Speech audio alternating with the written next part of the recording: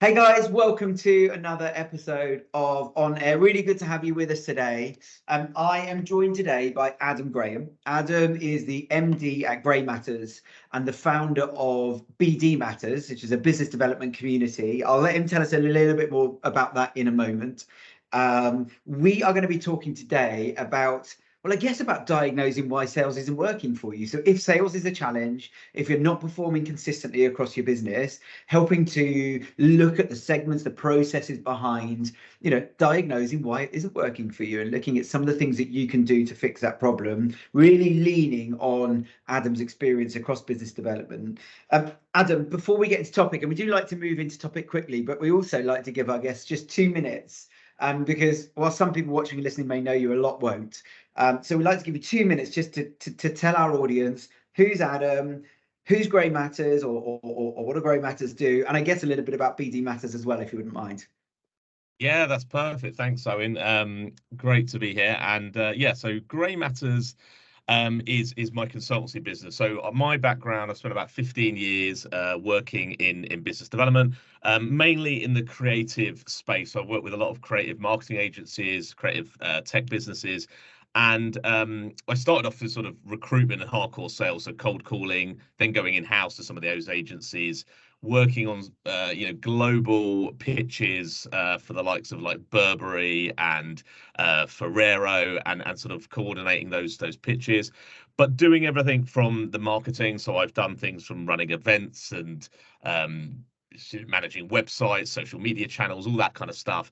And then getting into the sort of more granular sales of the pitching, the cold calling, prospecting, CRMs, everything like that.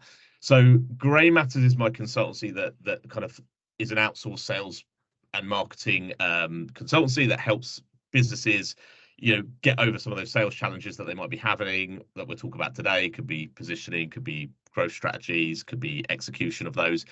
And BD Matters is something I've always wanted to sort of do. And I think COVID and lockdown gave me that push to do it, which was bring salespeople together. We're always competing with one another, but actually we've got more similarities than we have differences. So a lot of salespeople feeling a little bit like lone wolves out there. So I wanted to sort of bring them together under one place where they could learn, connect, be inspired. And that's kind of where it is at the moment. So yeah, that's me in a nutshell. Love that. Thank you so much. Brilliant. Well, looking forward to getting into topic. I guess, really like to start with some of the things that you would look at. So you get clients that come to you and say, sales isn't working. We're not getting consistent pipeline. We're not closing the pipeline that we do have, or if we are, it's not fast enough, etc., etc. I guess you'd see them all, right, or hear them all. What are the most common challenges that you see for organizations in sales? Yeah, I mean, the first and foremost is I just need more leads, right? That's it. They just want more leads, and you're like, okay, all right, and then you've got to sort of dissect why that's not happening. Other sort of challenges are they're getting a lot of leads through one source. So like we get a lot of leads through referral, but we're not driving like the inbound channel, or the outbound isn't working, things like that. Or it could just be the how they're building their sales team. Like we've hired salespeople, but they don't work, so we've got rid of them, and then we've got an outsourced agency doing it, and then we got rid of them, and lots of chopping and changing. And I think one of the things we want to talk about is kind of why is sales not working, and I guess we dissect that into kind of four key areas. We look at mindset and culture, and that's of the kind of the business owners and the team within it. And I think that's the first place to start, because if you've got the wrong mindset, you maybe a too short-term attitude, things like this, then it's going to fail. Or thinking that you could delegate sales entirely and I could just dust my hands with it and be like, yeah, they're going to bring the leads in and I could go put my feet up. Those are the common pitfalls we see. There could be positioning challenges around how to stand out, how to niche, how to be more distinct. There could be growth plan issues around how do I actually build a new business strategy? What does that even look like? And that's getting ever more complex, more tools, more tactics, more options, more noise. So how do you do that? And then the final point, which is often sometimes the most overlooked, is just the execution. There's lots of ways you can run an event. There's lots of ways you can run a lead gen campaign, or do a cold call. But the quality of how you do that will have an impact on the results ultimately. So working with specialists and people that are effective, is going to make the difference. So yeah, trying to work out what the problem is and then trying to dissect it a little bit more helps us then fix the kind of real root of the problem. Really interesting. I think that I'm going to make a massive assumption, but I feel like I might be in the right ballpark with this around the first point. So the mindset and culture, particularly of the leadership team, founder, whoever that might be. I feel like if you get that bit wrong, the rest are automatically going to be wrong. So there's a good place to. It felt like you started there for a reason, because I guess if let's say the founder has got the wrong mindset, they've got a short-term mindset, they're all that kind of stuff. Chances are their go-to-market plan isn't right because it's built around that. Positioning wise, they're not thinking about the right things, and from an operational like execution perspective, they're probably not getting it right. So I feel like you could get some of the others. You could get some of the others wrong, but have that bit right, and you might be better off. But once you get that mindset and the culture of it wrong, it feels like nothing can be right after that. Is that fair? Yeah, I mean, that's 100% true. I mean, ultimately, there's everything from, you have to think about the business owner, right? And where they started from, right? They could be a creative person, they could be a strategist, they could be a tech person, and they're really good with building websites or getting into grips with apps. Are they a salesperson? And this comes into how you treat sales and how you see sales, right? So seeing sales as a dirty word is kind of one of the biggest barriers. Like, we're so good as a business that we don't have to worry about sales because sales will just come to us because we're shit hot at what we do. That kind of attitude is where things are going to fall down quite quickly. It might get you some part of the way, but it's certainly not going to get you the growth numbers that you're looking for. Yeah. So embracing sales, realizing that sales is not this ugly thing that's just going to disappear. You need to get to grips with it. You need to bring it on board and you need to go with it. And just think, as your business grows and your costs increase, guess what? You're going to need more sales. So sales isn't going anywhere. So it's that relationship that people have with sales is first and foremost, and what that looks like. And then it's like the leaders and the sort of their participation in sales. So, you start off a business, obviously you sell the business, you're going to be doing everything, right? You're right in the thick of it. And as you grow, yes, you can build out a team and have people within your vision that can execute sales activities for you. But you're still going to have to drive the vision. You're still going to have to drive like what you stand for. You're still going to have to make sure you're distinct and your proposition is strong and you understand who your target audience is. And you're still going to have to turn up to pitches and convert and be part of that closing funnel. You cannot delegate sales. And I talk about sales, new business, BD. It's a culture. It's not a person. You can have a team. That team is there to drive sometimes the culture of an organization. And so I think some of those issues are what we see within sales leaders, and maybe short-termism of like, oh, why isn't that lead converting, and thinking that it can happen sooner when they haven't been nurturing a CRM system for 2 years. They've just thought, well, let's just do this tactic, and why is that not convert? We've done an event, why didn't it work? It's like an event is one part of a massive strategy, but if they don't see it like that, then suddenly they're doomed for failure because their expectations are wrong, and therefore they stop something before it's even started. So I guess lots of stuff you can unpack in that in terms of getting it right from the offset. Yeah, I really like that point around, that founder-led attitude towards sales and how they perceive it, and how, and how that reflects in the business. And I think, lots of phrases I've heard over the years and books and all sorts around how everyone works in sales, right? We all work in sales. And I think often founders are the ones that forget that the soonest, which is, yes. I'm greater. It's the old adage, I'm a great mechanic, therefore I'll grow a business. Well, no, you've got to bring people to the door to know you're there in the first place, which means you've got to be a great marketeer. You've got to be great at customer service to make sure they come back. You've got to be a great salesperson. You've got to be doing all those things. You've got to get your finances in gear. And, I think it's a really good point that as a leadership team member, you've got to be a generalist as well as very good at whatever it is that you've been hired to do. And I think it's a fantastic point because that reflects right through the culture. When you talk about positioning, so you're looking at an organization, let's say we've got a founder who wants to grow, let's say we've got a founder who values sales, who who wants to invest in the long term and grow it in a mature, committed way. If we move just through to that second bit, you talked about sort of the positioning, the branding, the way that you maybe find a niche or you find what it is that we stand for as an organization. Maybe you could talk us through some of the common mistakes that you've seen over the years in that area, or maybe some of the wins that people can get reasonably quickly if there is such a thing.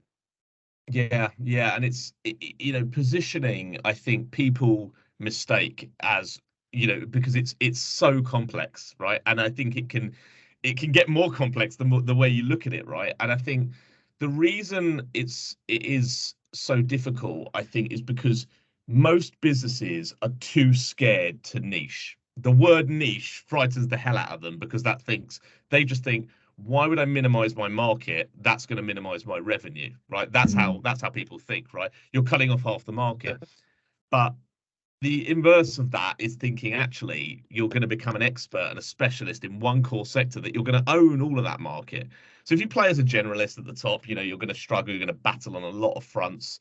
Your new business strategy is going to be quite generic, and everything, all your content, your events plan, your sales tactics, everything that comes about from your positioning, if it's generalist, that's going to stretch you really broad, and your conversion is going to be quite generic and average.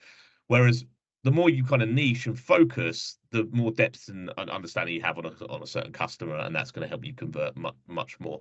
But I think I think people know that it's the fear. It's the fear of doing it that they can't get over. We talk about bravery, I mean, as if it's like the most bravest thing in the world, right? But it's not. Like, it's just about drawing a line in the sand and being able to say, you know what, we don't want to work with these sort of customers. We want to work with these sort of customers, and just being really clear on that. And I think people struggle to do that. And then, the other thing I think a lot of businesses do, maybe as a service-led organization, or even as a SaaS business, is to treat themselves as a brand. It's very easy, especially in the services-led section of the business, if you're not appealing maybe to consumers, if you're B2B, you see yourselves as, I'm servicing everybody else. So if you're a recruitment agency, well, you service all the other clients, and if you're a marketing agency, you service all the other clients. Same with legal, same with all these businesses. But what about your brand? And do you think of yourself as a brand, right? And what does that mean? And so when I think of myself as a brand, I think I'm like, I'd have to have an opinion, I have to have a tone of voice, I have to have a set of values, right? How many of your companies have this and stick by them, right, as a really core focus, right? I think it's something that gets forgotten about. And I think, sometimes we say, like, if you were a car brand, who would you be? And instantly people go, oh, that's a good point. And that is the point. That's the reason they're scratching their head and they're thinking about that, is because they've not thought of themselves in that way. They've not thought of themselves as, I was a consumer facing brand, who would I be? That affects your attitude, that affects how you do marketing, that affects how you would run an event, that affects how you do a sales call, it affects the language on your website, it affects everything. The brand and the positioning, the focus it's got multi dimensions to it. So you've kind of got this brand piece at the top, which we talk about. If you're a Simon Sinek fan, it's about the why, it's about your values, it's about your opinions, the emotional sense of your business. What am I getting from that?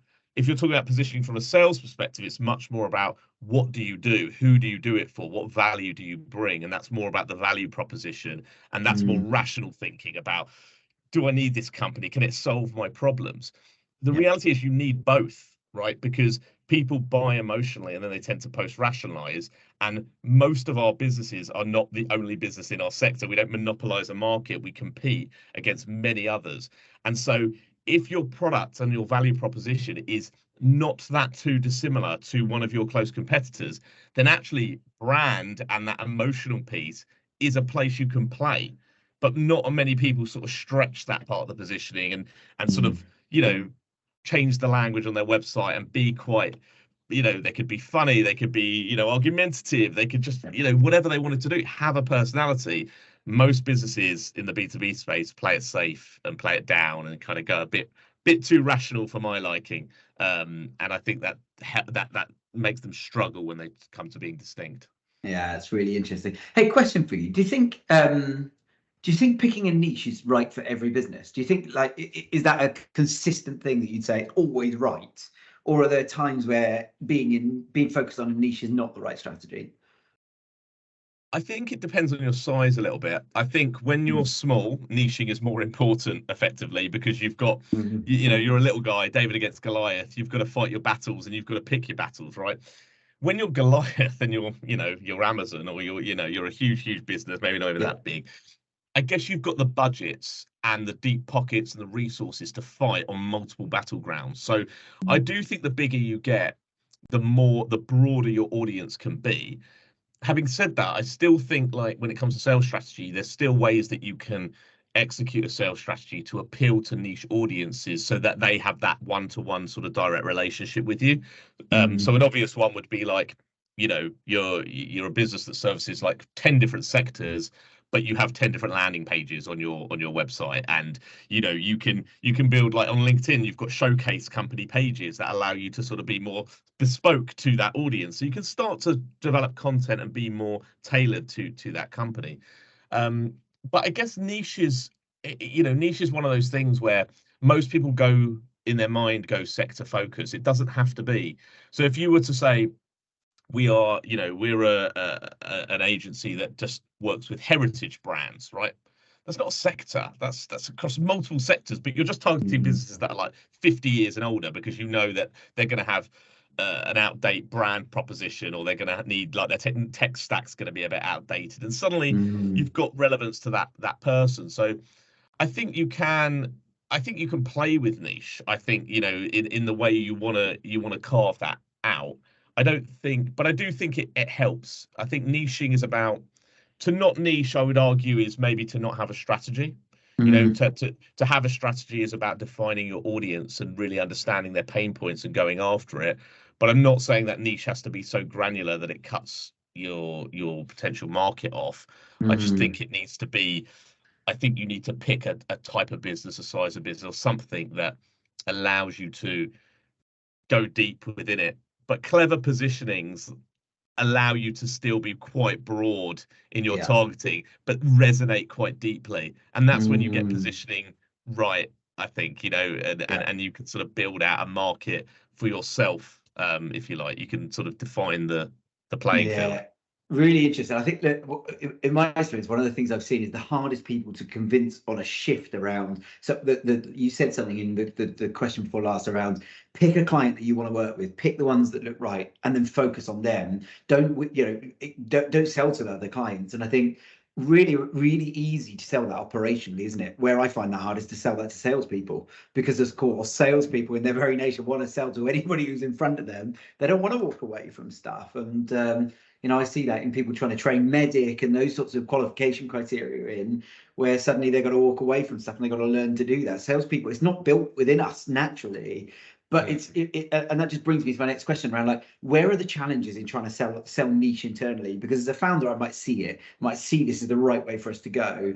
As an ops person, I might see, do you know what? We like servicing these clients. They behave the right way. Revenue isn't my concern as much. I'm just focused on making it as easy as possible in the day to day. When it comes to the people who are marketeers, revenue contributors, they're looking, and to your point, they're saying, this is interesting. I've got to shift my mindset. I've got to shift the messaging. I've got to limit. We are putting limitations on who I can and can't sell to. Do you find that a hard sell when you see your clients or people making that shift, or is there a way that you can make that a bit smoother?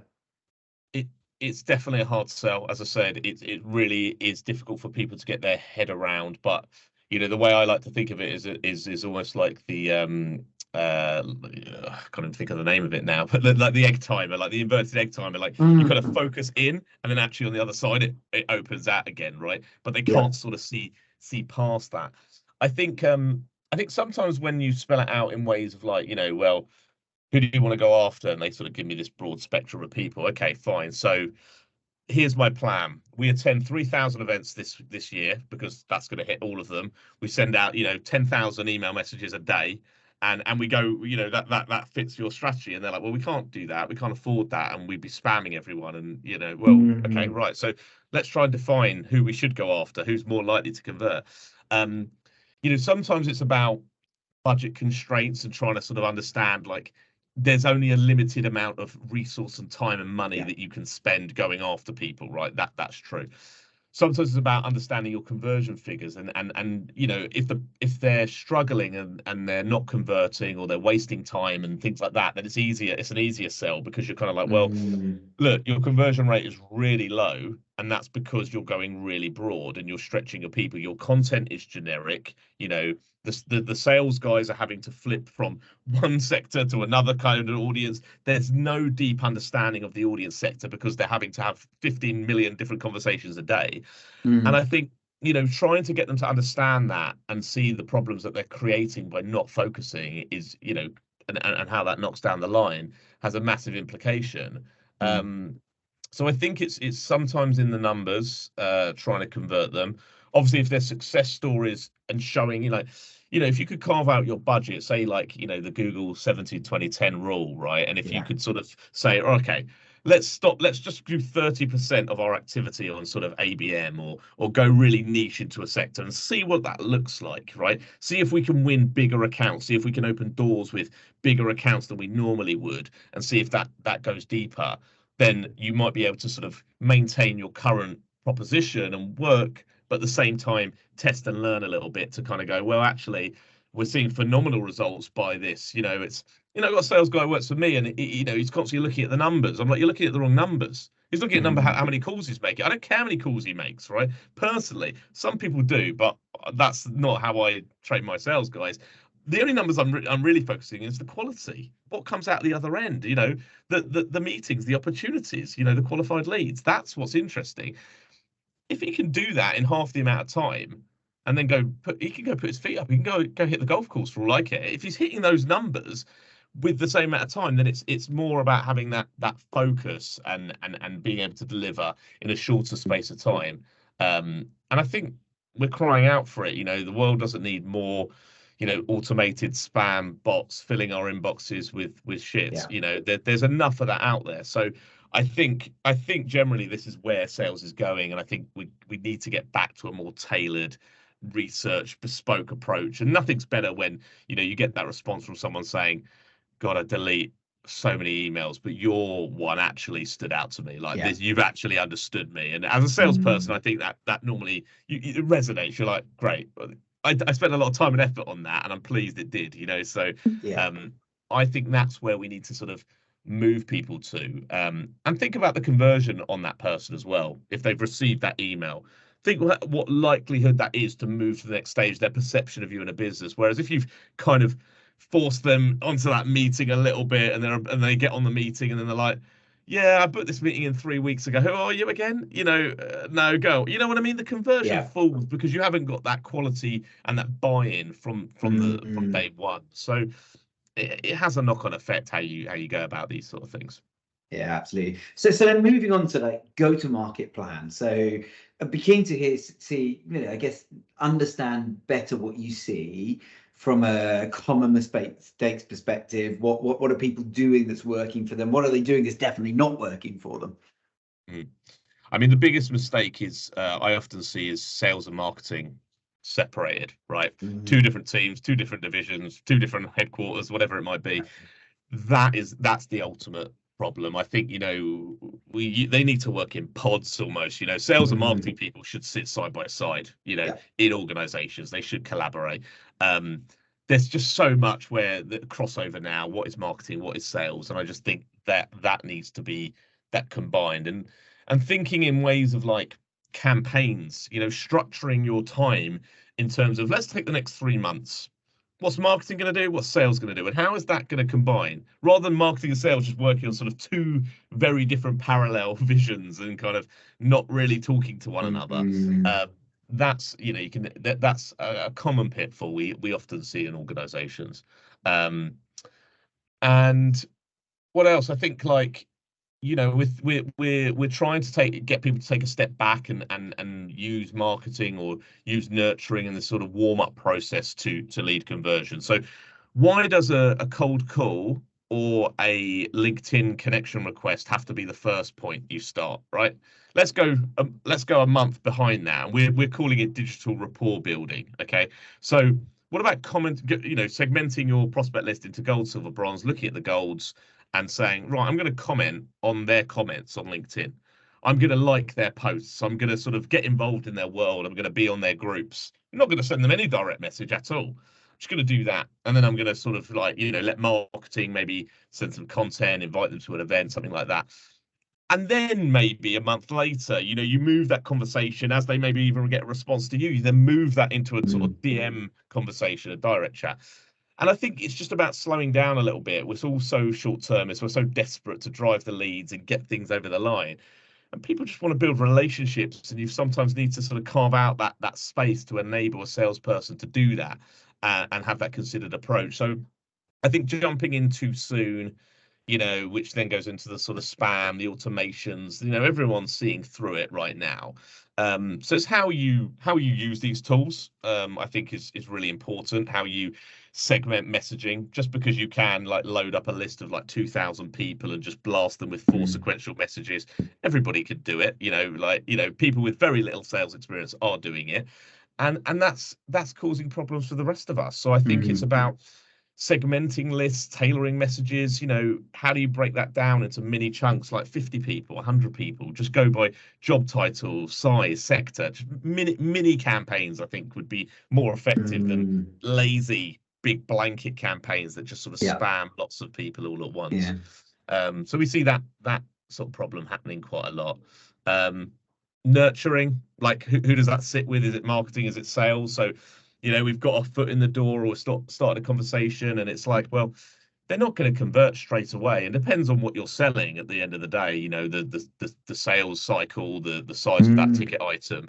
Ultimately, it might take, when you're selling creative services, I know that could take 2 years to nurture a lead.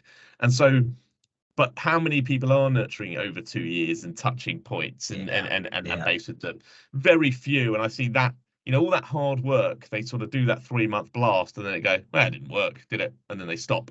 And it's like, well, that's the problem. It's like the chance of you reaching out to someone and them looking to buy at that exact time, like, oh my God, thank you, this is exactly what I was looking for, is 1 billion to 1, right? So just get over yourselves. It's not going to happen, right? So it will happen if you stay top of mind, if you add value, and if you stay relevant.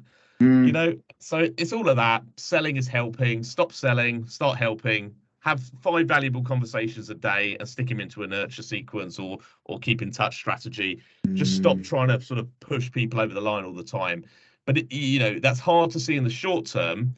But after 6 months of doing that, you'll be it's like a paraglider. You'll be sailing, like floating away, keeping on top and nurturing all of those leads without having to be as aggressive all the time because you're desperate to hit those sales KPIs. You know what? It's really, really interesting. I talk about this a lot, about being normal. So as salespeople, we fail to be normal. We fail to behave like normal humans when we think about the short term. And I know that the more old-fashioned, harder salespeople out there would probably hear you and I having this conversation and go, "Oh, here they are, flaky as anything." But that the old adage of building a relationship, of building trust, and moving the trust dial past a certain point before you start to sell to each other, it takes time, it takes investment, but it's hugely valuable. And I think, maybe I'll just give the audience an example of you and I, for example. We met, I think I posted on something on LinkedIn saying, look, I got a couple of hours free in London. We were connected on LinkedIn, having never met with each other. I guess we just followed each other content or whatever,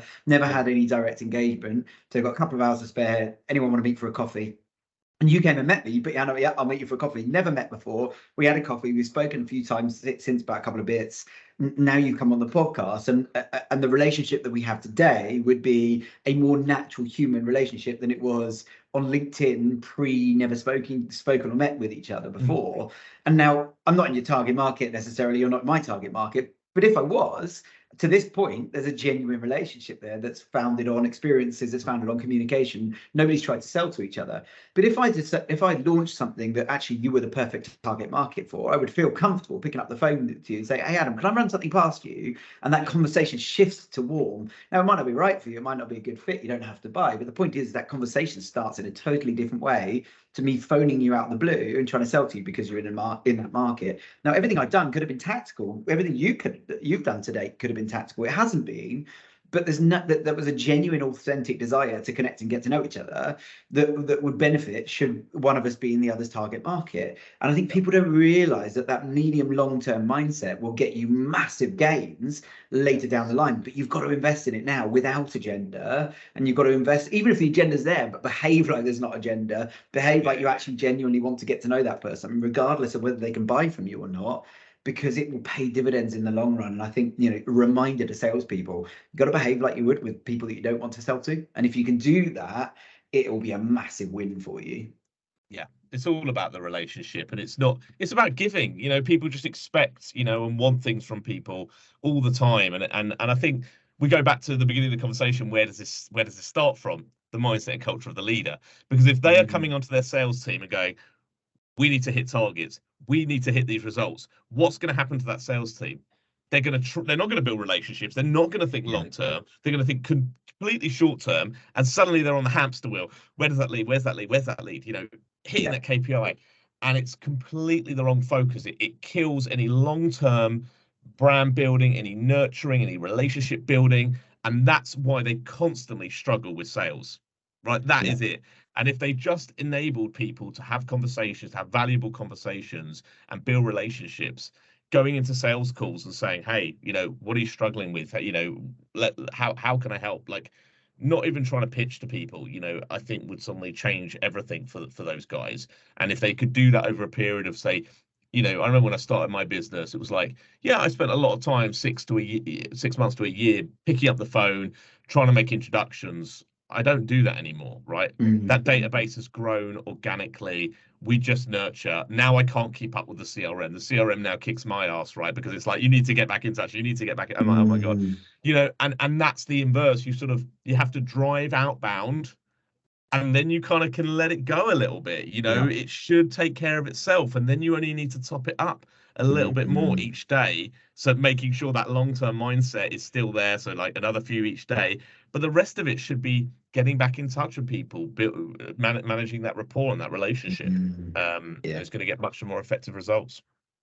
Spot on. Adam, we're coming to the end of the conversation. I'm keen to give you the opportunity to tell our audience who you can help, whether that be through Grey Matters or BD Matters as a community, and how you can help them, and ultimately how they can get in touch with you if they want to have a discussion with you. Yeah, happy to plug myself away.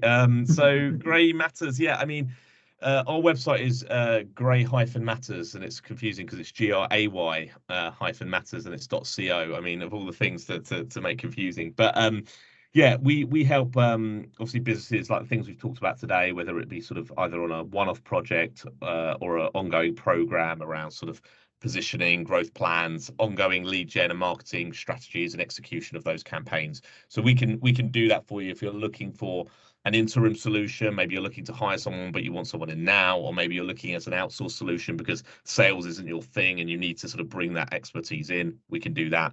And BD Matters, if you're in sales, if you're a SDR, BDR, new business director, if you're in partnerships, sponsorships, we work with all manner of sales, right?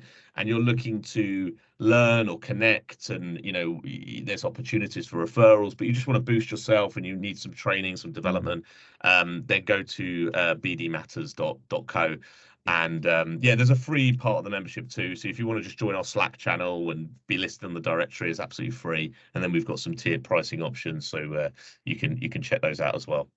But it'd be great to see. That. Thank you. I really enjoyed the conversation today. Some fantastic reminders and learnings for our audience. Very much appreciate you coming on the show. Yeah, thanks, Owen. Really enjoyed it, and speak soon.